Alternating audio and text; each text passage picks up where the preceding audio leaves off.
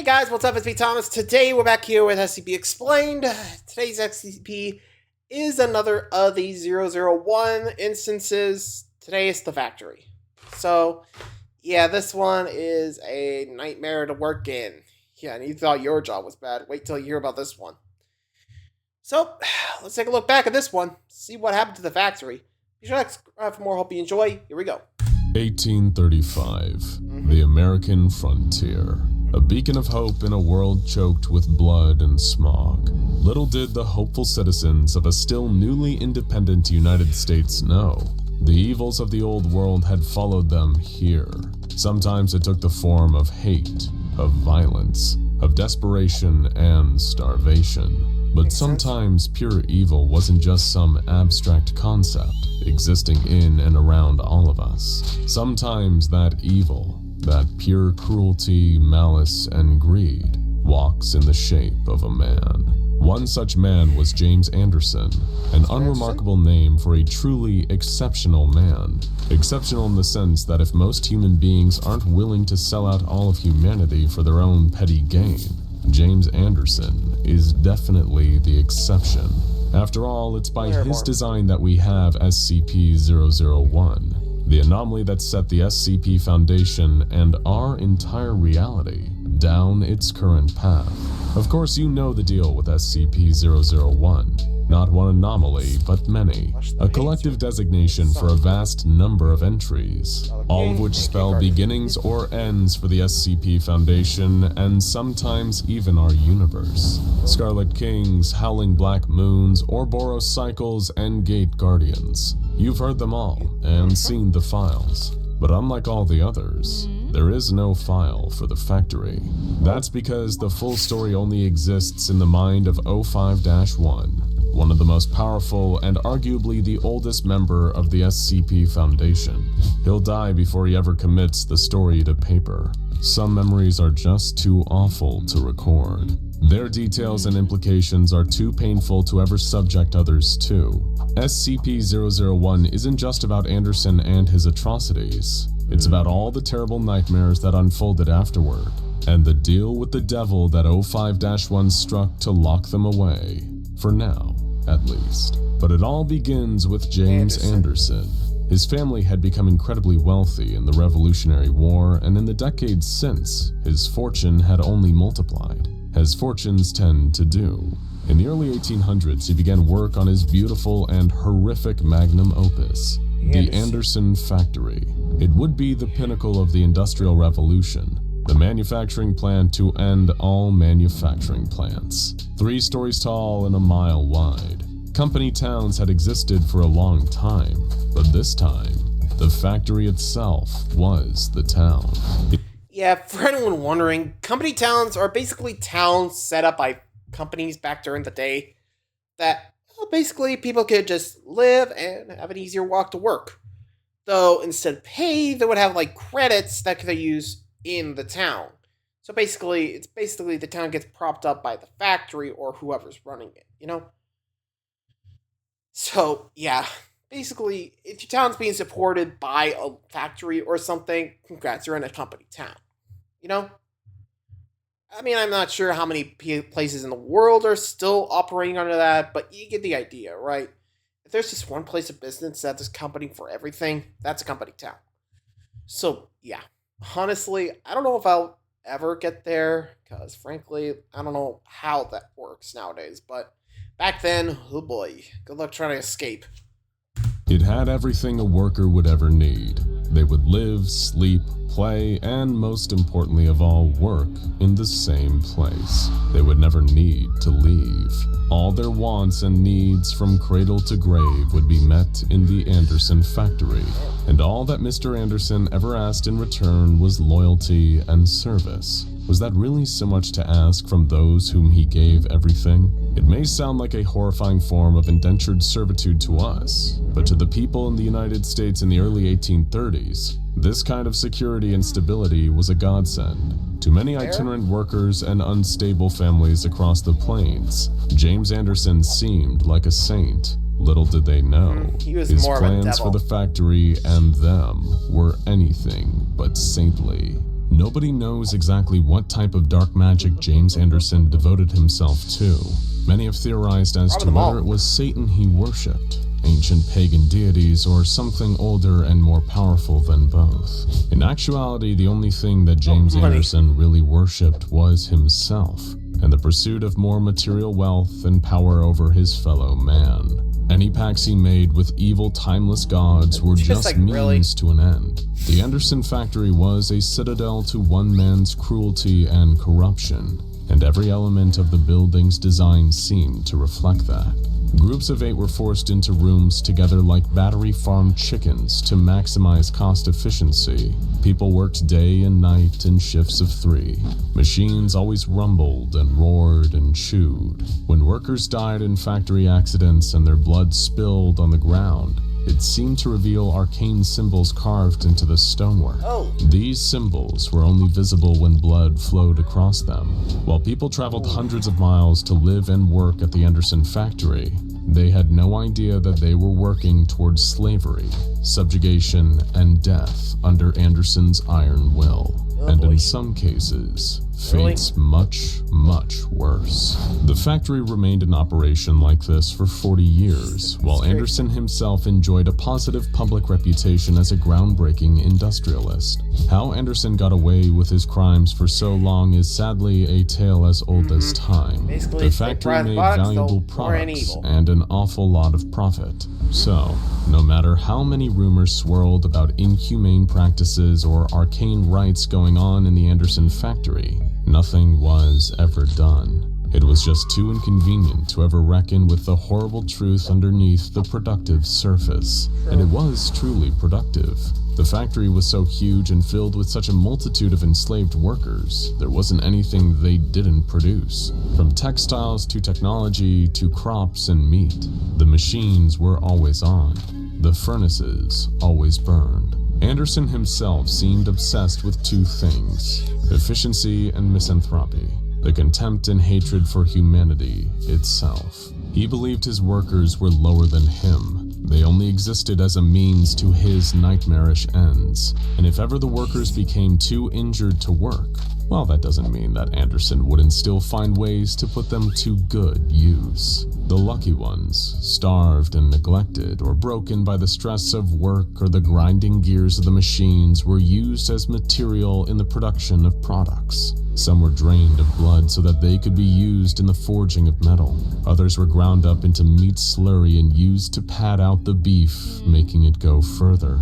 People all across the country enjoying fine Anderson brand steaks had no idea that they were actually dining on human flesh the whole time. But as we said, the ones who ended up being cooked into steaks and hamburgers after death were the lucky ones, because at least they got to die.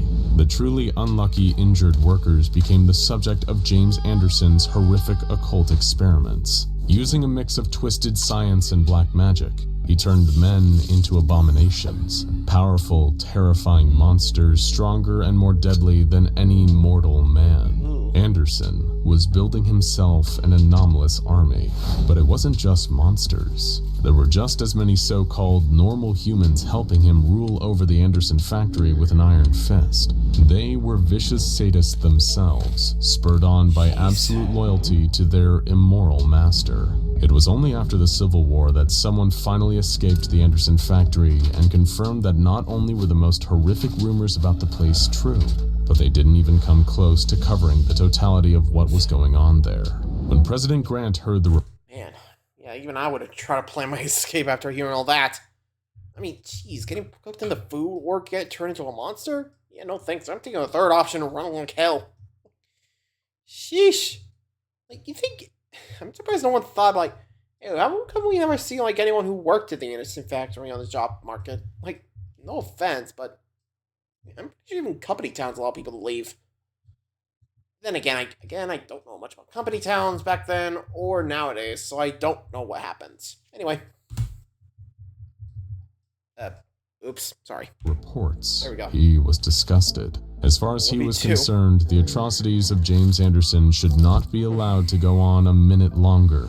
The directive was simple. Find the factory, free its prisoners, and put James Anderson to death for his crimes. And thankfully, President Grant had the perfect group of operatives for the job. They were an elite unit of around 150 soldiers who performed a number of dangerous missions beyond enemy lines down south. Espionage, assassination, psychological warfare. But these missions weren't just against the Confederates. Some of the enemies they faced down south were things that could not be explained. The strange, the frightening, the anomalous. And the highest ranking soldier in this unit was a man who would one day become the legendary 05-1. He and his men made their long and treacherous journey to the factory, a trip that would change all of their lives forever. When they first reached their destination, they first had to deal with Anderson's security force. These were men whose cruelty and loyalty to Anderson far outweighed their skill in combat. While they may have felt powerful when tormenting starving, injured factory workers, they were quickly routed and slaughtered by 05-1 and his team. When they ventured inside the factory, they were utterly appalled by what they saw. The inhuman conditions faced by Anderson's thousands of victims drove them into a blood-curdling, murderous rage. Almost half of 05-1's men were lost in the battle against Anderson's army of engineered monsters, but in the end, they prevailed. Nothing would stop them in their quest for liberation and vengeance on behalf of all that this terrible place had tormented.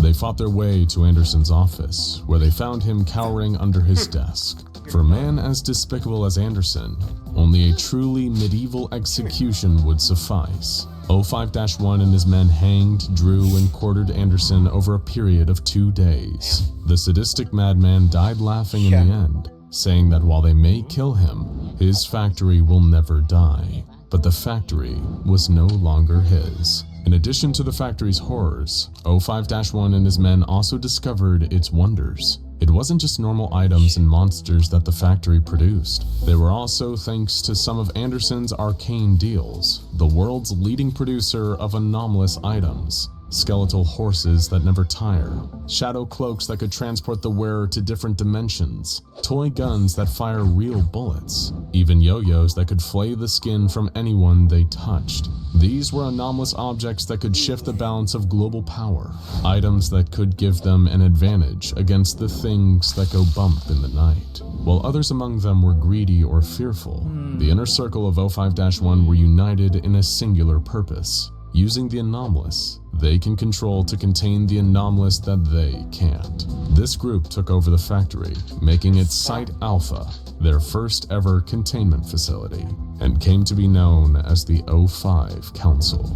With funding that came from a mix of blackmail and friends in high places, this organization, a burgeoning SCP Foundation, grew more and more powerful over the ensuing decades. The tools they gained from the factory were pivotal in the continued success of their mission, and as they discovered more anomalies, they also put these anomalies to good use. But in 1911, 05-1 and his new organization came up against an enemy that even the factory's tools couldn't help them defeat. A warrior race known as the Fae, so named because their only weakness seemed to be a vulnerability to iron.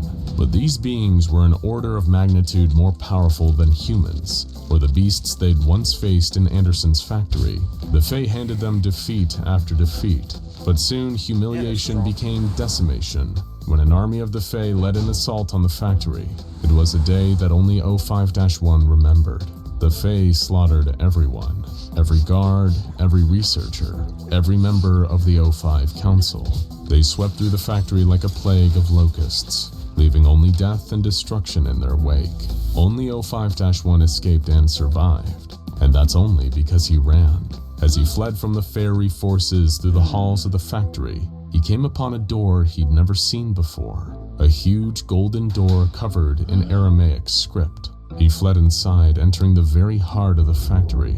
Inside, he saw the floating dead body of James Anderson, bathed in red light. Now he was little more than the mouthpiece of the factory itself, or rather the great and unknowable powers working behind it. The factory gave 05-1 an offer, just like the offer it had given Anderson before. It would give them the power to turn back time and destroy the Fae, saving everyone that they'd slain in the factory. But in exchange, All of them would forever belong to the factory, and in a moment of weakness and fear, O5-1 took the deal. The clock was turned back to before the battle. This time O5-1 and his compatriots, all of whom except him had no idea what had happened, had the horrific weapons required to slaughter the Fae. Weapons that nobody, mortal or otherwise, could possess. They repelled the invading force easily, but knowing the horrors that came before, O5-1 refused to stop there. With the power of the Foundation and the factory behind him, he hunted down and murdered every last fairy, driving their species entirely into extinction. As far as O5-1 was concerned, it was them or him.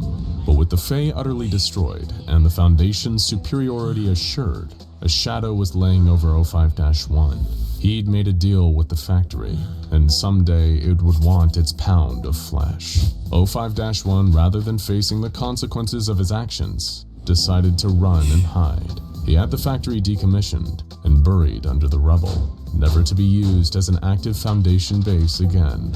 But just because they were done with the factory doesn't mean that the factory was done with them. One day a toy gun appeared on O5-1's desk, a toy gun that fired real bullets, just like the ones they found in the factory a century before. The factory was still waiting for its repayment. With every anomalous item from the factory that the Foundation used, the terrible place only grew in its power. Since the resurgence, O5-1 has been sending the factory sacrifices, D-classes, dead and alive, as well as agents and researchers. But as time goes on, it seems that these sacrifices aren't satisfying the factory anymore. It wants more than O5-1 can ever stand to give it. And when O5-1 refuses to give, the factory will begin to take. And what the factory wants, sooner or later, the factory will get. Now go check out Children of SCP. And now I'm not even sure if he was in control. Anderson, I mean. I wonder what deal he may have brought about that. I'm curious now, but then again, I think it's best to let this sleeping dog lie. Well, for now, that's it for SCP Explained. Thanks for watching, you guys. See ya.